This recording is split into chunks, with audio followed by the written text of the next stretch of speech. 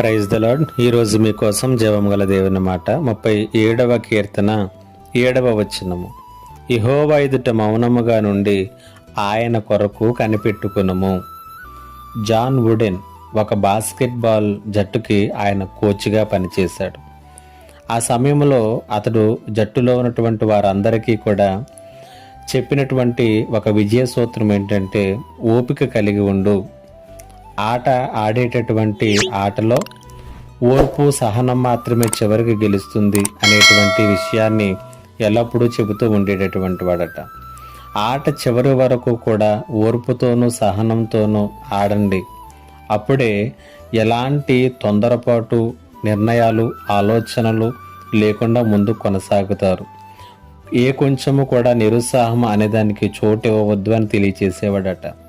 ఈ రెండూ కూడా విజయానికి గెలుపుకు విజయ సూత్రాలుగా పనిచేస్తాయి.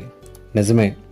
37వ కీర్తన 7వ వచనంలో కీర్తనకారుడు అన్నాడు, యెహోవా ఎదుట మౌనముగా ఉండి ఆయన కొరకు కనిపెట్టుకో అని తెలియచేస్తున్నాడు. దేవుని విషయంలో కూడా ఇదే వర్తిస్తుంది. దేవుని కొరకు ఓర్పుతోనూ సహనముతోనూ మనం కనిపెట్టినప్పుడు, ఆయన వైపు ఓర్పుతోనూ సహనముతోనూ చూస్తూ మనము ఆయన కొరకు వేచి ఉన్నప్పుడు ఆ జీవితము ఏ రీతిగా ఉంటుందో ఈ కీర్తనలో మనం చూస్తూ ఉంటాం. ఇదే 37వ కీర్తన 34వ వచనంలో చూసినట్లయితే, యెహోవా కొరకు కనిపెట్టుకుని ఉండేటటువంటి వారు భూమిని స్వతంత్రించుకున్నట్లు ఆయన నిన్ను హెచ్చించును అనేటువంటి మాటను తెలియచేస్తున్నాడు.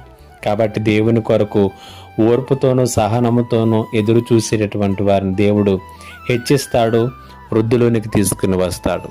దేవుని కొరకు ఎదురు చూడు, ఓపికతో కనిపెట్టుకో. ఆయన నిన్ను నీ కుటుంబాన్ని హెచ్చించబోతున్నాడు. దేవుడి మాటల చేత మిమ్మల్ని బలపరచును గాక. ఆమేన్. ప్రార్థన. మా దేవా, నీకు వందనాలు. నీ కొరకు ఓర్పు సహనముతో కనిపెట్టుకునేటటువంటి కృపను మాకు దయచేయమని యేసు నామములో అడిగి వేడుకొనుచున్నాను తండ్రి. ఆమేన్.